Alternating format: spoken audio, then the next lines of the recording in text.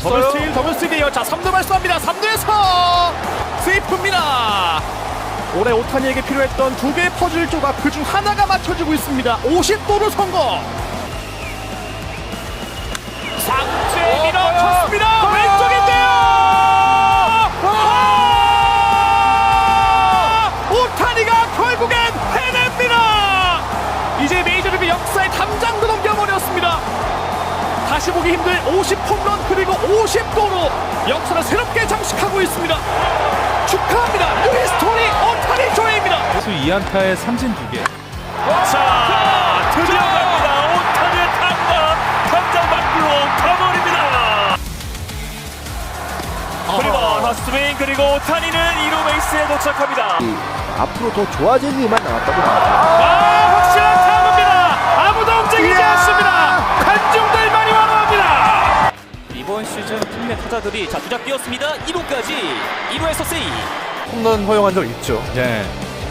걷어 올렸습니다. 오른쪽으로 오늘도 오타니가 홈런포를 가동합니다.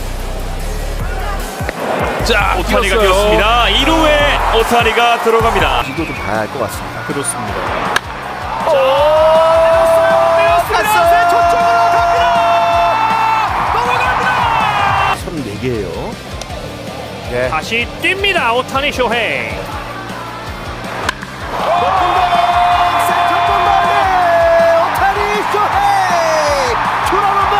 아니죠. 자, 뛰었습니다. 2루 발사. 1루에서 2루까지 빠릅니다. 도착합니다.バッティングもそうですけどね、そういうのがある種趣味みたいなとこもあると思うので、これやったらどうなんだろうなとか、それはやってて楽しいですよね。データを駆使して新たな技術を生み出すデザインの手法を大谷はバッティングにも取り入れている。春のキャンプ、大谷がバットに取り付けていたこの装置、高精度のセンサーでスイングの角度や軌道を詳細に可視化することができる。ホームランを打つにはどのようなスイングが最適なのか、大谷はデータを参照しながら明確な狙いを持ってボールを打ち返していた。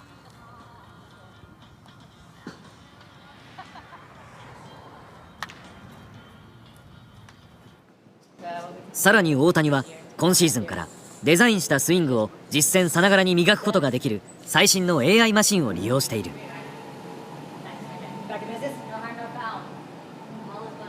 打席には入らずにちょっと離れてみるっていうのが使い道としてはやってましたね。後ろとか横とかで見てるのがやっぱ一番感覚的には良かったので、ピッチング練習を見てるみたいな感じですかね。5月、デザインしてきたスイングを完璧にものにした瞬間があった。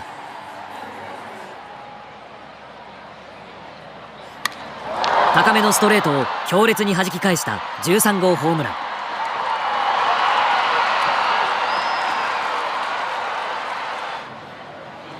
さらに翌日には14号。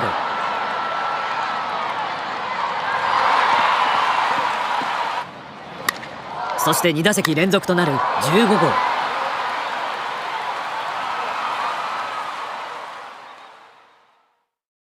その日が一番なんていうんですかな、変わるきっかけというか一番印象には残ってますかね。技術的ななんていうんですかね、コツみたいなものをつかむ時って結構その一瞬で変わるものだと思ってるので、そこに行くまでにはねこう積み重ねっていうのがすごい大事だと思うんですけど、なんていうんですかな、本当にコツをつかむ瞬間っていうのはそういう一瞬の時だと思うので、その日はそういう日だったかなと思います。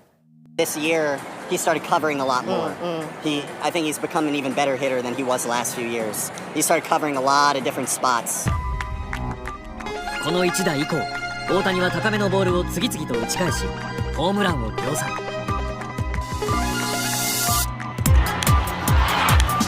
バッティングを精緻にデザインすることでアッパースイングの弱点をも克服したのだ。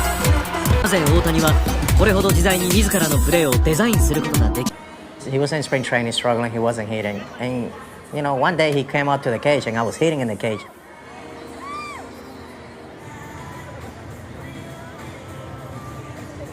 So it was like, you know, give me every information and I'm going to make that adjustment.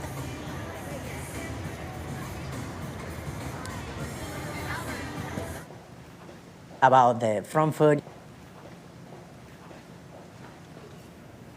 He doesn't need it because he has power. He doesn't need to lift his leg.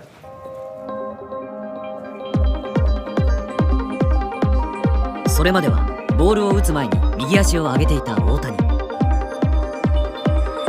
プーホールズはこの打ち方だと球速が日本より格段に速いメジャーではタイミングが遅れてしまうと大谷に伝えた。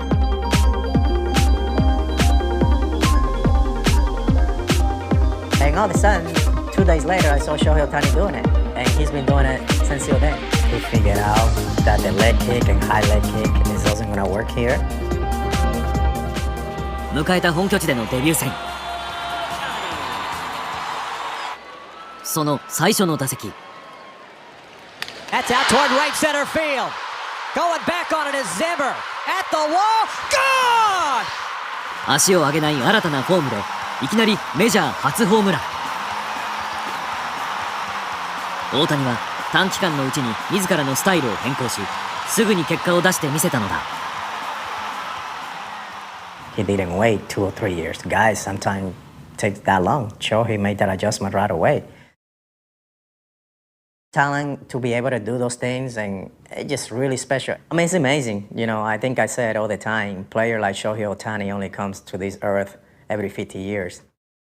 プーホルス選手にも取材したんですけど、大谷さんがすごくその変化に順応するのがすごく速い、そのものにするスピードがすごいんだっていうことをおっしゃってたんですけど、いやどうなんですかね。まあでもそこもトレーニングできる部分だと思うので、そのこれを実際にやってみてものにできるかできないかが、まあ1日経ってできることを、まあ10日、1年、10年かかってもできない子もちろんいるとは思うんですけど、それはまあトレーニング次第でこう感覚のスパンを短くできるとは思ってるので、それはその単純にフィジカルが例えば追いついてない場合だったりとか、やりたいスキルに対して、まあ、フィジカルが足りてないっていう場合もありますし、なのでまあそこは計画性を持って、特にフィジカルに関してはスキルと違ってその一瞬で獲得できるものではないので、長いこうスケジュールの中で自分がどういうふうに、フィジカルを鍛えていって、まあ、スキルとどういうふうに照らし合わせていくかっていうのはもう計画性を持たないとできないので、時間をかけて築き上げてきたことを変えるのに躊躇はないのだろうか。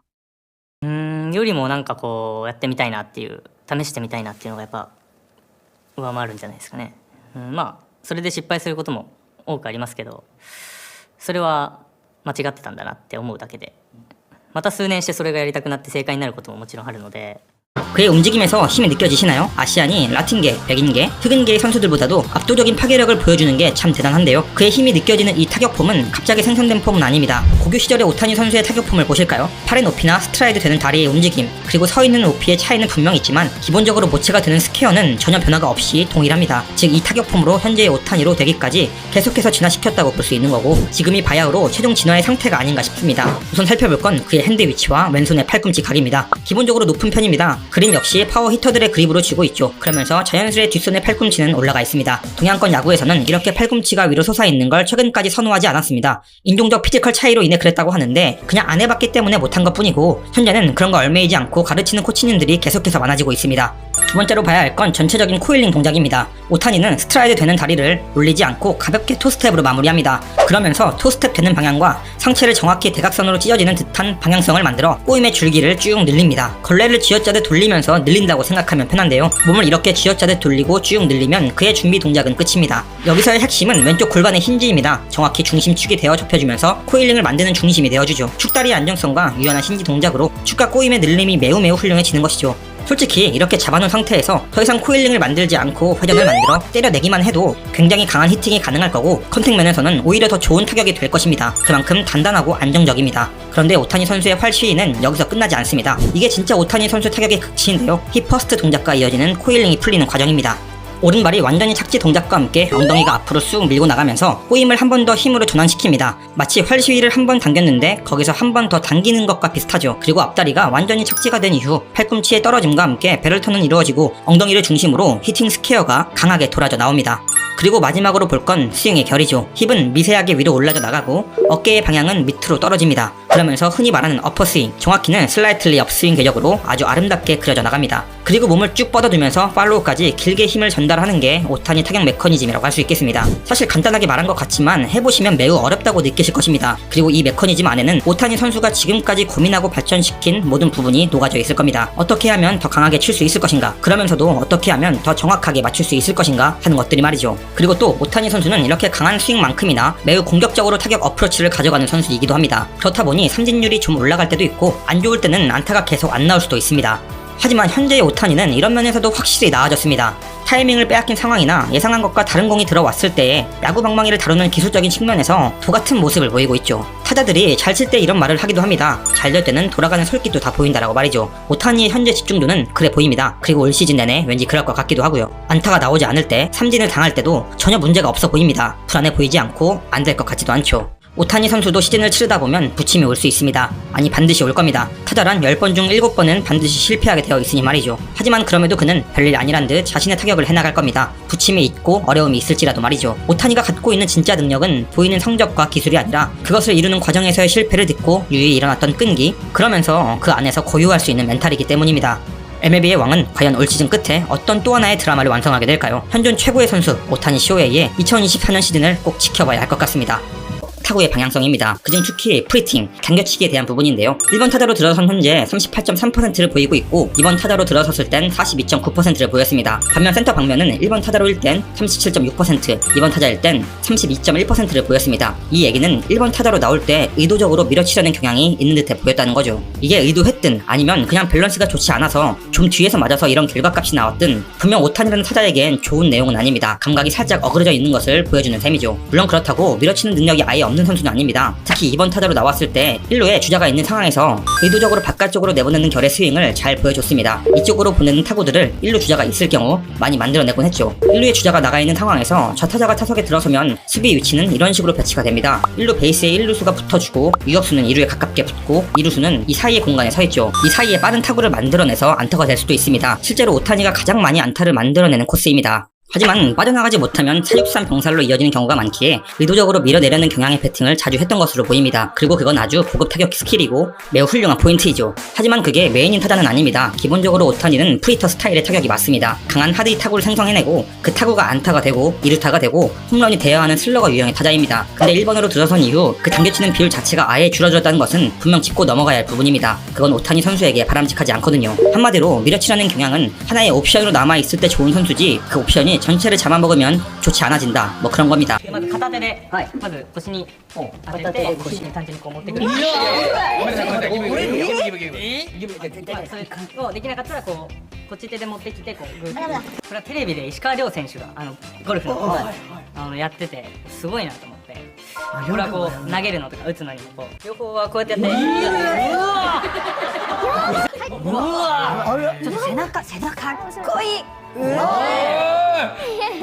우선 오타니 식단 관리는 2015년부터 시작되었다고 합니다. 물론 그는 고교 시절에도 꾸준하게 자기 관리를 해왔지만 자신에게 필요한 식단 및 영양 성분 등에 대한 정보는 매우 부족했다고 합니다. 따라서 2015년에 단백질 브랜드 사바스를 소유한 식품 제조업체 메이지와 계약을 맺고 오타니는 식품 및 영양 분야에 대한 지원을 받기 시작했다고 합니다. 그렇게 오타니는 자신에게 맞는 식단 및 영양 성분을 찾기 위해 영양학 공부를 시작하고 수많은 시행착오를 거치게 됩니다. 당시 메이지의 공인 영양사인 오마이케이는 오타니의 식단을 감독하며 우리는 다양한 정보를 수집하고 그의 훈련 요법을 보완할 수 있는 다양한 식사 방법을 시도했다고 말하기도 했습니다. 다시 돌아와서 2015년 시즌 오프가 되자 오타니는 벌크업에 들어갑니다. 당시 오타니의 목적은 더 빠른 구속과 힘을 기르는 것이었고 따라서 그는 고중량 웨이트 트레이닝과 더불어 하루 6끼에서 7끼를 먹기 시작하는데 당시 오타니의 식단을 살펴보자면 조식으로 밥과 함께 소시지와 스크램블 에그, 고등어, 옥수수 스프, 된장국 등을 먹고 오전 운동을 진행한다고 합니다. 운동이 끝난 뒤에는 다양한 단백질 식품 및 과일, 유제품을 섭취하고 약간의 휴식을 가진 뒤 점심을 먹는데 점심 식사로는 주로 구단이 지급하는 도시락을 먹었다고 합니다. 이후 다시 오후 운동을 진행한다고 하는데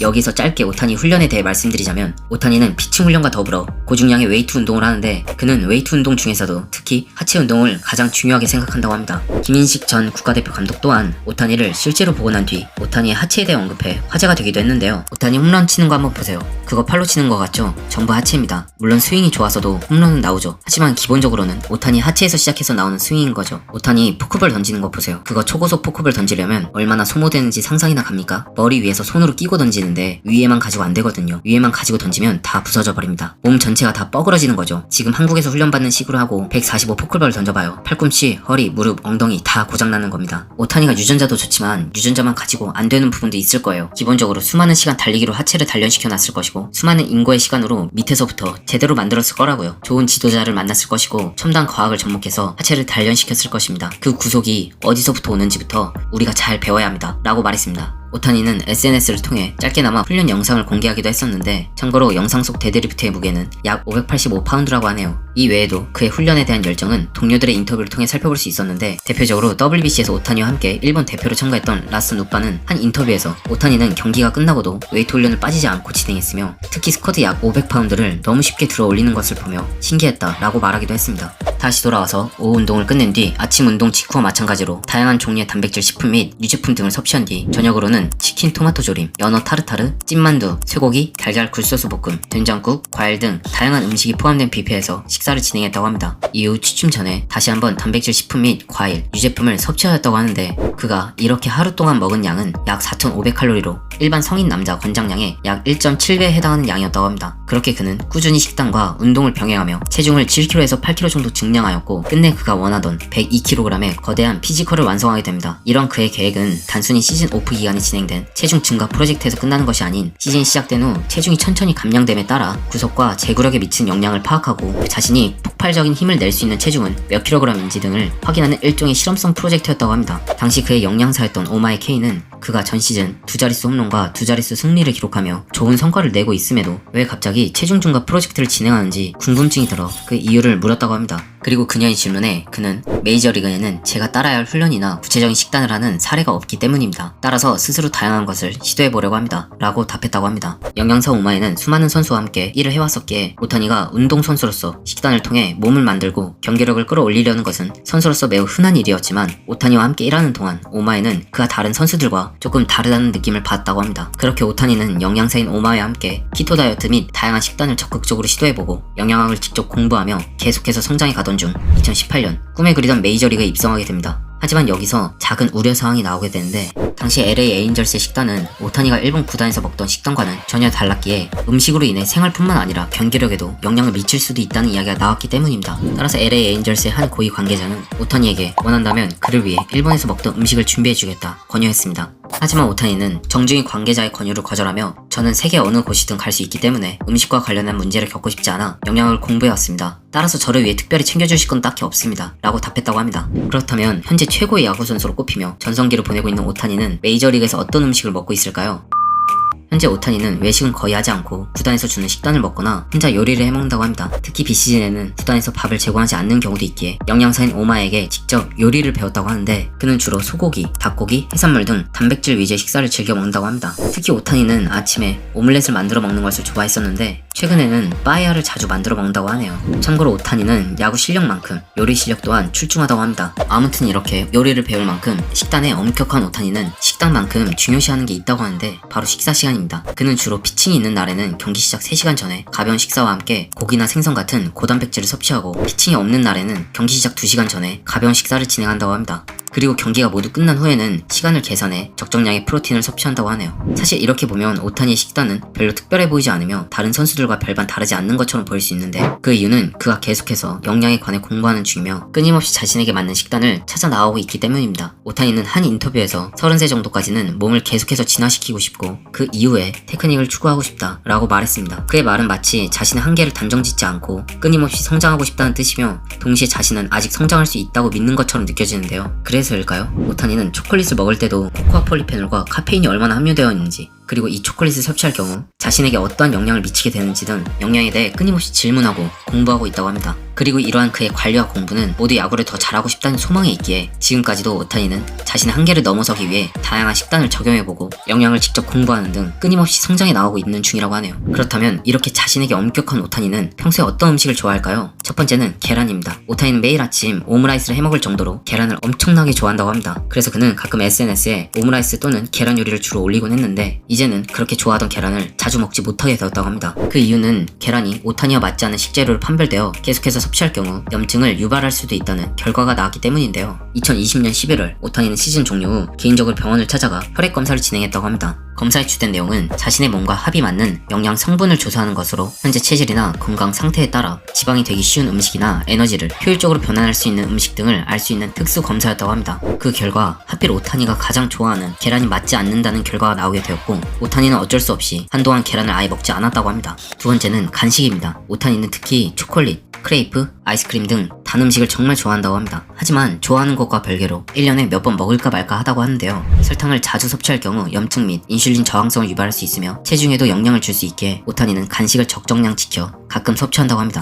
참고로 오타니는 과자 중에서도 메이지의 포이포를 가장 좋아한다고 하네요. 마지막 세 번째는 일식입니다. 당연할 수도 있지만 오타니는 주로 해산물이 들어간 일식을 좋아한다고 합니다. 특히 그는 엔젤스 본거지 근처에 있는 일본 식당 스시고토에서 판매 중인 다양한 해산물을 얹은 오타니동을 자주 먹는다고 하는데요. 이 외에도 야식으로는 나또마키를 주로 먹는다고 합니다.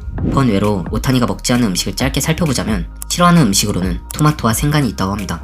이 외에도 술 또한 특별한 날을 제외하고는 거의 마시지 않는다고 합니다. 친한 친구들과 만났을 때 맥주 한 잔 이상은 먹지 않으며 회식에서도 술을 먹지 않는다고 하는데 대표적인 예로 WBC 우승이 확정되던 날 팀원들과 다 함께 모여 샴페인을 터뜨리는 등 신나게 우승 기념 파티를 열었는데 이때 오타니는 술은 마시지 않고 파티를 즐겼다고 하네요. 僕から1個だけ憧れるのをやめましょう。ファーストにゴールドシュミットがいたりとか、センター見たらマイク・トラウトがいるし、外野にムーキー・ベッツがいたりとか、野球やってれば誰しもがこう聞いたことあるような選手たちがやっぱりいると思うんですけど、今日一日だけはやっぱ憧れてしまったらね、やっぱ超えられないんで、僕らは今日超えるためにやっぱトップになるために来たんで、今日一日だけは、彼らへの憧れを捨てて勝つことだけ考えていきましょう。最後